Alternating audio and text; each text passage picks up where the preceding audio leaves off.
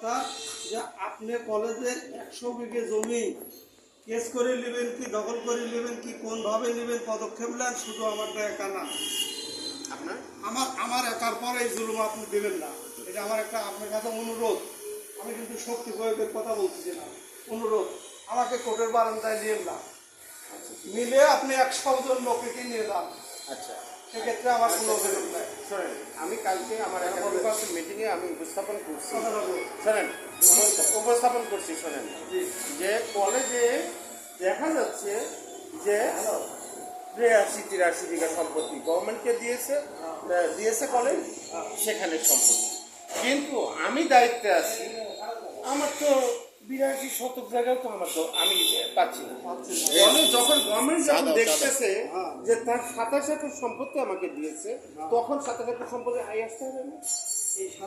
এই 27 একর সম্পত্তি থেকে আয় আসতে হবে, আমাকে আয় দেখাতে হবে না? তাহলে কি, তাহলে এটা কি? আচ্ছা, তাহলে এটা কি হচ্ছে? এটি তো আর আপনি দেন না। না, দাঁড়ান দাঁড়ান, এইটা তো অবৈধভাবে রেজিস্ট্রি করে দিছে। বৈধ হোক অবৈধ, কিন্তু আমি আমার কমিটি আমার স্টাফের সামনে উপস্থাপন করলাম যে যখন আমার সরকার দেখতেছে যে 27 একর সম্পত্তি কলেজে 28 একর কলেজের আছে, তাহলে কি হচ্ছে? এই 27 একর সম্পত্তির ইনকামটা কোথায় যাচ্ছে? প্রিন্সিপাল খাচ্ছে, প্রিন্সিপাল খাচ্ছে, কিন্তু আমার তো 27 পয়সাও আসে না। এই প্রশ্নটাই আমার 50 বছরের 100 বিঘা জবাবটা কি দেব? 50 বছরের 100 বিঘা জমির ইনকাম দেখাতে হবে প্রিন্সিপালকে।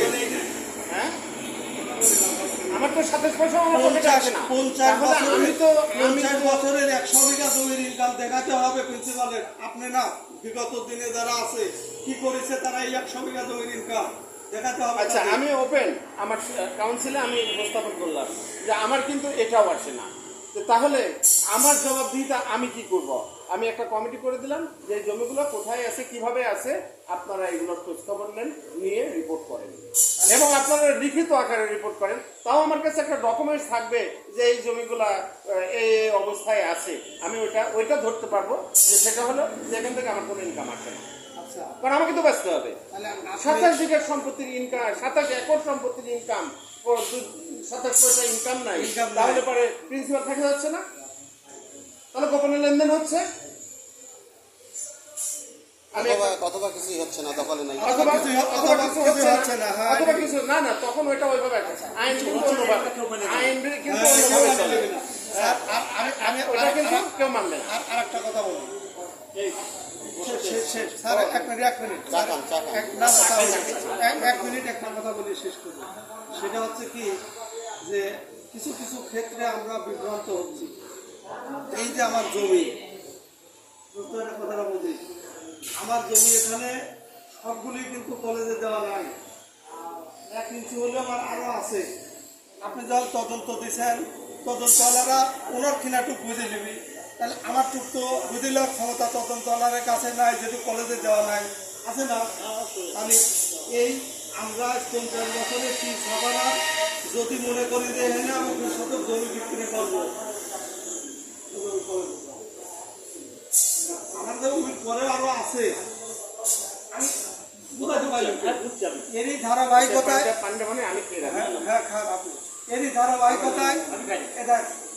ধারাবাহিকতায় এই ছেলেটা সবাই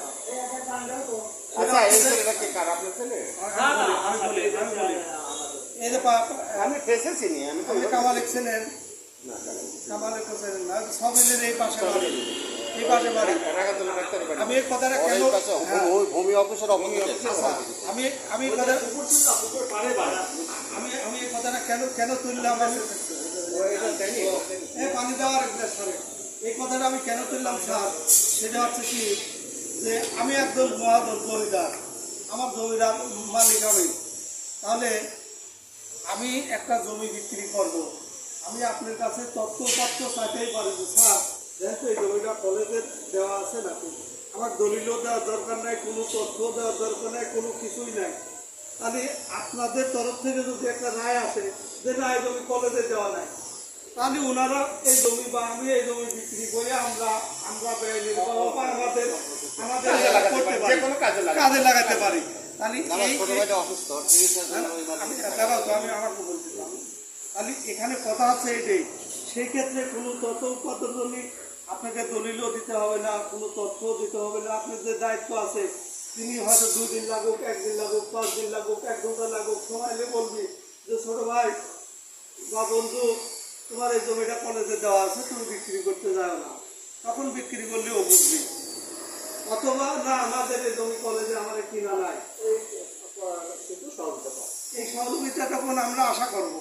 না না, এটুকু আমি করি। যেমন ধরো রিসেন্ট জি। আমার কাছে এখানে দুটো পার্টি আসলো এবং তারা আমাকে বিভিন্ন মাধ্যমে আমার পরিচিত আর কি, ওই মাধ্যমে হয়ে আসলো। একটু বললো যে স্যার একটা জমি কিনতে চাচ্ছি, তো আপনি যদি শুধু একটা তথ্য দেন যে এই ডাক নাম্বার, এই যে অবস্থা, জমিটা কলেজের নামে রেজিস্ট্রি আছে, সেই সহযোগিতা আমি করি।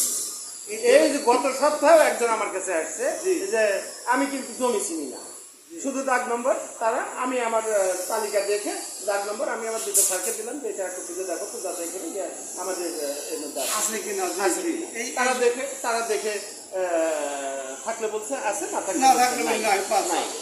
এটুকু করি, এটুকু কেন করবো না? একটা মানুষের যদি এটুকু করে, আমার তো কোনো ক্ষতি হয়ে যাচ্ছে না। আপনার জানা নাই তাই, কিন্তু এইটুকুর জন্যও মনে করেন যে এই 2 ভাই কি হারে আমি না এই তথ্যটুকু দিলে তো আমার কোনো ক্ষতি হয়ে ক্ষতি যাচ্ছে। হচ্ছে না।